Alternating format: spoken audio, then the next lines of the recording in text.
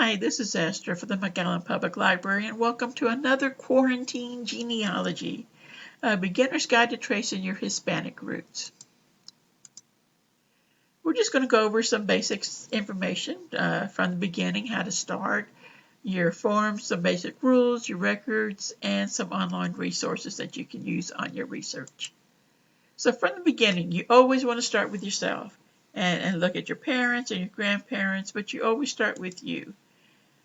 One of the main forms that we use is called an ancestor chart or a pedigree chart. Here's where you're going to start with you, add your parents, grandparents, and so forth, and record all the dates and places of the marriage, birth, and death. It is those that are empty, say you don't know when your grandparents were married. That's what you're going to search for. And it's just like a puzzle, you're going to fill in the information. Another form that's very popular is your family group sheet. I would do this for every family. This is where you're going to add the family information, including the spouses. Record where you found your information. This one has at the bottom a location to add where you found your information. Write it on the back of each group sheet or add a sheet to it to where you're documenting where you found the information. But this is real important that you add the husband, wife, and the children. And you say, why? Why would I need to record all the other siblings? Well, it's because that sometimes during your research, you're going through your direct line, but you cannot go any further. You're at a stumbling block. Sometimes it's the siblings that have that information.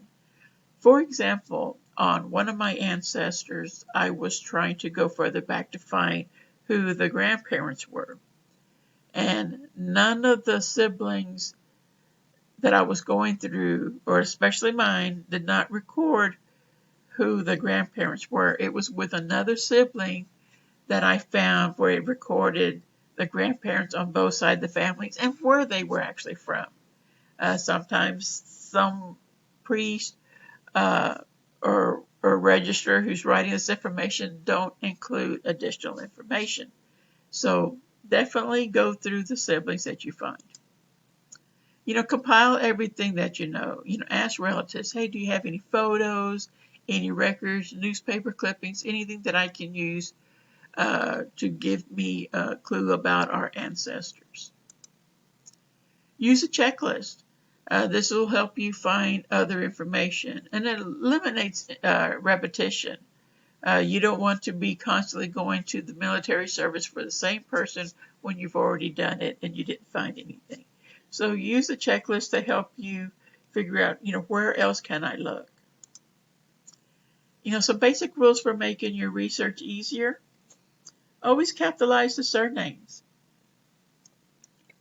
Sometimes you will find surnames that sound like first names and you're not sure. So, make sure that you just capitalize it just so you can avoid any confusion. Maiden names, record the women with their maiden name, not their married name. If you don't know, leave it blank. In Hispanic cultures, married women retain their maiden names. There are exceptions where the children will not use their father's last name, but will use their mother's, and it's usually because of wealth and property or their standing in the community. But always record all the women with their maiden names. And use a standard formula for the dates. Standard for genealogy is you do the day, month, and year. And that the month is you use the letters and not the number. So it'll be like the 1st of January, JAN, 1848. Look for original records. We have primary and secondary sources. Primary is what you're looking for.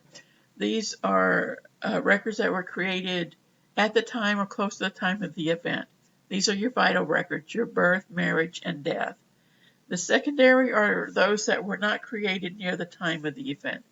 Those could be books, moral interviews where they're remembering their past, recollections that you'll see in newspaper, or old letters where they're talking about something that happened 30 years ago. Those are your secondary. They may be talking about a fact, but that's what you're going to have to verify. You know, the records to look for, especially for Hispanic research, are your border crossing records, your naturalizations, your alien registration.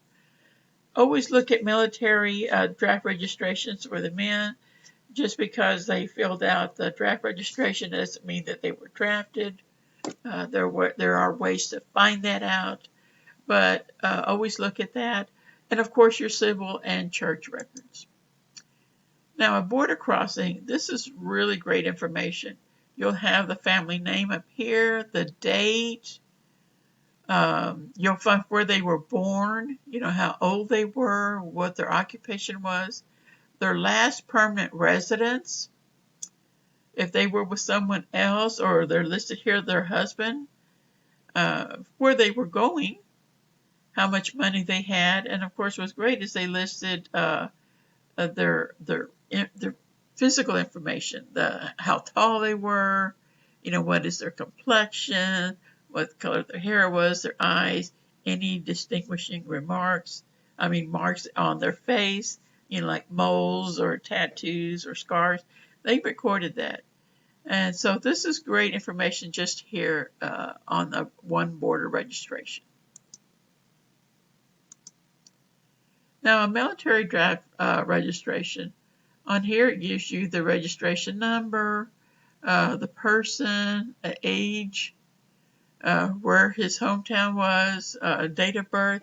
Now, always verify the date of birth on these records because they could be recorded wrong, but you're going to be verifying all that information. If they were native born, where they were born, if he was single or not. One of the exemptions that he listed here, number 12, is he does not speak the English language. And it also has a signature, so if you're into collecting signatures, here's a great one just to clip and add it to your collection. On the back of it, always make sure that you're looking for the second page of it. Here's where they list the physical features. He's medium, he's slender, the color of his eyes, his hair, and if he's going bald, and the date this happened.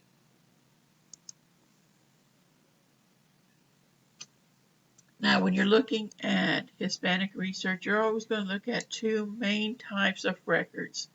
The civil registration, Registro Civil, they started around 1857. And then the parish registers, the Registros Parroquiales, sorry, I can't speak Spanish totally, at least pronounce it.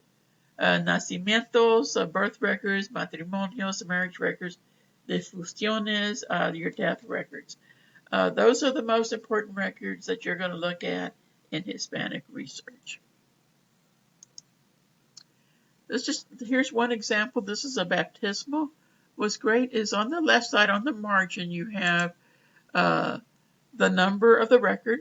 He's recorded as number 583, and the child's name, because it's a baptismal, it'd be him. It'll say Sisto Camacho. What's great is this is going to tell you information about baptismal, from which ranch he was from, and it was the jurisdiction of Matamoros. Gives his name here, how old he was, and who his parents were, and it also included his abuelos paternos. These are your the grandparents on the father's side, and then the mother's side, and then the padrino. Sometimes you'll see those same names actually could be a parent or a grandparent, as of not a parent but a grandparent as a padrino. Some of the terms that you're going to see in Spanish documents: hijo legítimo, that means a legitimate son or a daughter. Hijo, hija natural, which is a natural born son or daughter. Now, if you have a legitimate son or daughter listed, then you know there is a marriage record in there. Sometimes you'll see listed as HL or HN. Even if it's natural, I would still try to look for a marriage record, but that just means that they lived together, but they never were married. Materno, paternal, that means your maternal or paternal side. You'll see that with abuelos paternos on the records. Madrina, padrino, padrinos. These are your grandparents or godmother or godfather. Parroquia, that means the parish. Testigos, which is very important. These are your witnesses. Sometimes a witness can be a relative, so I definitely look at that. And cura, which means priest. Some of the online resources that you can look at, of course, are the most popular are your Family Search, Ancestry Library. Now, this is only available at the library. RaulLongoria.net. This is the Longoria Alcala family. Definitely look at that. He's got a lot of information. It's been out there a number of years, but this can actually help you find some of those missing ancestors. SomosPrimos.com. They are a great website. You can actually search their website, so you can put in the last name and see if they have anything. I was able to find a great-great-great-grandfather. When I just happened to put in a last name, he came up, and it showed him in the newspaper as being one of the eligible singles that just moved into the area. So that was pretty neat to find. The Spanish script tutorial from Brigham Young University, definitely look at that, especially when it comes to reading Hispanic writing. Sometimes this writing is a little bit different, a little bit confusing. They do have abbreviations that you have to learn and remember. So there are some things that you'll look at. This will help you read it. We'll go into that a little bit further on another slide. But definitely go through that tutorial so you can learn how to read some of this information. Some word of advice, be flexible in your spellings. They were very flexible too, so you need to be flexible as well. Look at both civil and church records. You will find a baptismal in a civil record as well as a church record. Not all the time, but you will. If you have any questions, ask. Visit my MPL subject guide. For more assistance, you just go to McAllenLibrary.net, go to the subject guides, and then go down to genealogy and click on that, and it'll take you to the LibGuide here. There is constantly information that's updated and added here, so be sure to look at it. So thanks for watching. Next time on Quarantine Genealogy, we will be finding our ancestors in Mexico. So have a great day. Bye.